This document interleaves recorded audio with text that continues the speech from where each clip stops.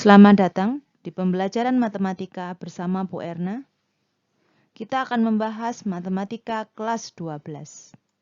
Pada video kali ini, Bu Erna akan membahas modul 4 aturan pencacahan, bagian 2 aturan penjumlahan. Bagian 1 aturan perkalian dapat dilihat pada video sebelumnya.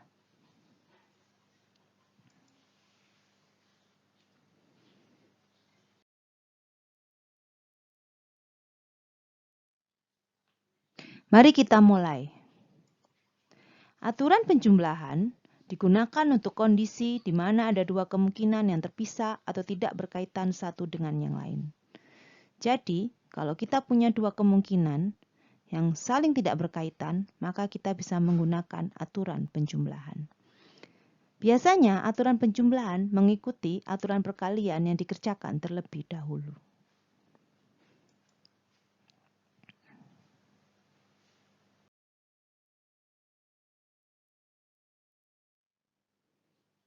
Untuk lebih jelasnya, Bu Erna akan memberikan contoh kasus.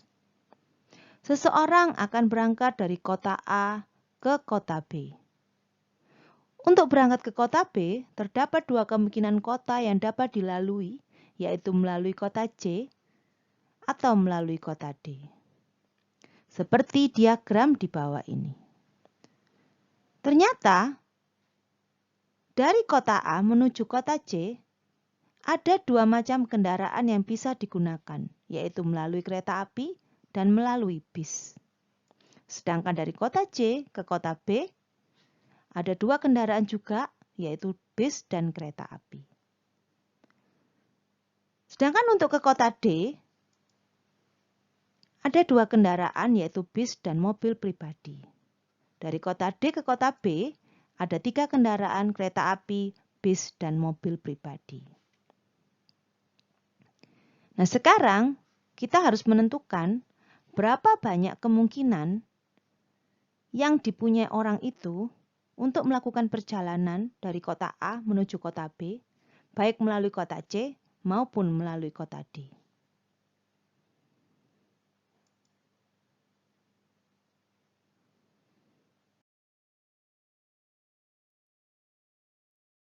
Untuk menyelesaikan masalah tersebut di atas, kita akan membuat daftar yang mewakili kemungkinan-kemungkinan yang muncul pada diagram tersebut. Daftar pertama adalah jika melalui kota C. Seseorang tersebut dapat naik kereta api menuju kota C, lalu naik bis menuju kota B. Atau naik kereta api, lalu naik kereta api lagi. Atau naik bis, lalu naik bis lagi. Atau naik bis, lalu naik kereta api. Ternyata ada 4 kemungkinan kalau melalui kota C. Bagaimana dengan melalui kota D? Ada berapa kemungkinan? Kita periksa.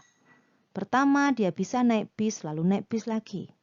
Atau naik bis, lalu naik kereta api. Atau naik bis, lalu naik mobil pribadi. Yang keempat, bisa naik mobil pribadi, lalu naik bis. Yang kelima, naik mobil pribadi, lalu naik kereta api. Yang terakhir, naik mobil pribadi, lalu naik mobil pribadi. Sehingga totalnya ada 6 kemungkinan.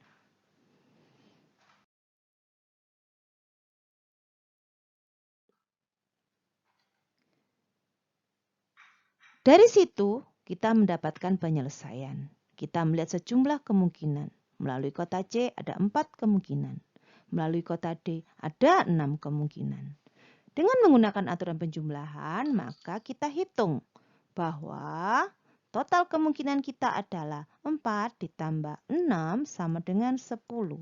Artinya seseorang itu punya 10 kemungkinan untuk pergi dari kota A ke kota B, baik melalui kota C ataupun kota D.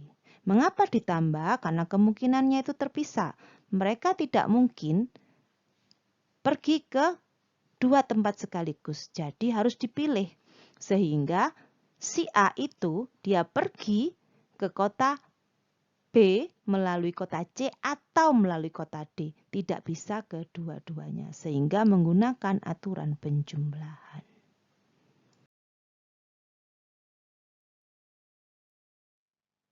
Jika kita telah lebih lanjut, kita akan menyadari nilai 4 yang muncul pada tabel kiri didapat dari 2 kali 2 sama dengan 4, di mana dari A ke C kita punya 2 jalan, dari C ke B kita punya 2 jalan, jadi dikali akan sama dengan 4.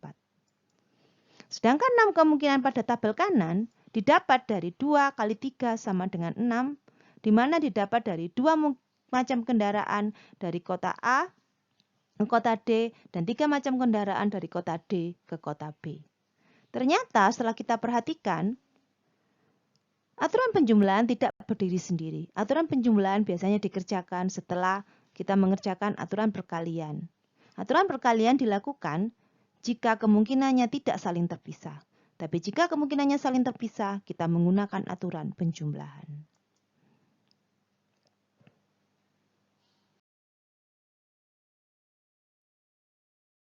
Nah, setelah belajar tentang aturan penjumlahan, Bu Ena akan memberikan latihan soal.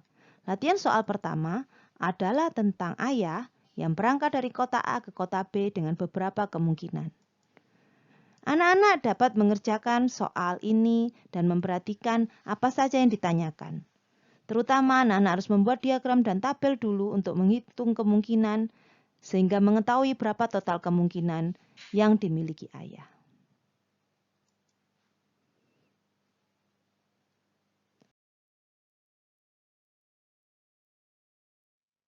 Soal kedua, ibu akan menjemput adik ke sekolah. Sebelum menjemput, ternyata ibu harus mengambil baju dulu ke tukang jahit atau mengambil uang di ATM. Karena waktu yang sangat terbatas, ibu hanya bisa mampir di satu tempat saja. Supaya efektif dan supaya tidak terlambat ketika menjemput adik, ibu menghitung dulu kemungkinan-kemungkinan yang ada. Kemungkinan tersebut digambarkan dalam diagram di halaman berikutnya.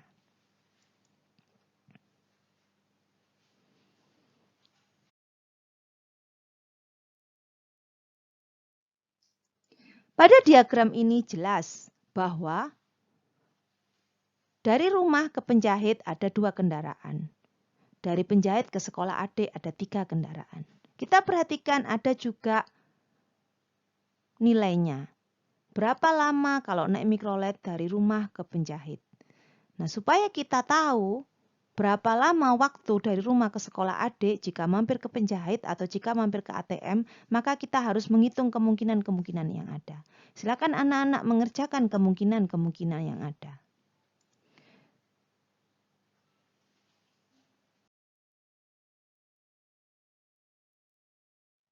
Setelah membuat tabel, anak-anak bisa menjawab pertanyaan-pertanyaan di bawah ini.